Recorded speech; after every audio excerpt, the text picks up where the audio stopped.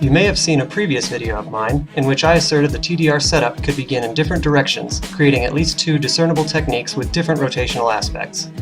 The important takeaways from that video were to better understand your technique by paying attention to your takeoff while emphasizing the proper transition of body weight onto the hand, which should be the same in both versions. With this video, I wanted to elaborate on that concept and explain its significance, starting with position. Categorically speaking, raiz type tricks correspond to a position called outside stance, in which you may be pointed forwards, but you're more or less sideways with your back facing your target. A takeoff from this position can be used to perform your standard raiz, sometimes called high raiz, or the fully inverted version, invert raiz, also called low raiz. Because they share the outside stance characteristic and both generally begin forwards, a gumby can be used as a base for learning either skill, and including the hand as a touchdown will yield pretty similar results on either version. The axis of rotation changes only slightly, together with the degree of inversion, but these two can otherwise be used interchangeably. Aiden Kennedy is a tricking athlete who has a perfect example of the fully inverted touchdown setup. He built this move from a gumby and his takeoff position is consistently outside. Rasmus Ott from Denmark has the quintessential touchdown raiz, beginning from the same position and using only slightly less inversion while achieving all the power he needs. Oftentimes, the technique for this style of touchdown raiz will be adapted to leave you perfectly perpendicular to your momentum. At this point, you'll begin the rotation completely sideways, but you may not otherwise notice much of a difference in terms of how the move feels. Here's one that tricking athlete Mackenzie Emery has adapted for use in her combo. Her takeoff position is still officially outside, and she builds plenty of power for her cork double leg. Things begin to change a bit when your takeoff position reaches backside. This type of TDR is more effectively built from a back handspring, the feeling is more consistent with that rotation, and the aesthetic of the finished result is noticeably different. Have a look at the takeoff position of Finland's Velu Sarela.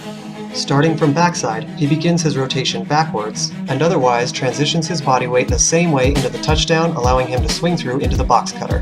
If we adapt takeoff position any further from here, we'll reach a stance called inside, more or less facing the target, creating a takeoff called master, which is used for the cheat form of master scoot setup.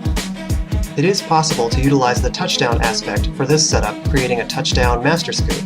And since every setup in this video terminates in the same complete landing, it's time to look at how they can be used differently. A flat spinning setup such as a scoot lends itself well to a vanish transition to inside stance for master takeoff. A backwards rotation, on the other hand, such as gainer switch, can more effectively hold position in backside during a vanish transition, entering into a touchdown rise. You would actually need a mega landing to smoothly vanish into a forward or sideways rotation for touchdown raiz. Incidentally, outside stance is the only takeoff position that works for the singular carry-through raiz. Entering into the carry form of a raiz trick is technically considered a forward swing from outside stance. To maintain linear momentum, even the carry-through transition connects from the same position.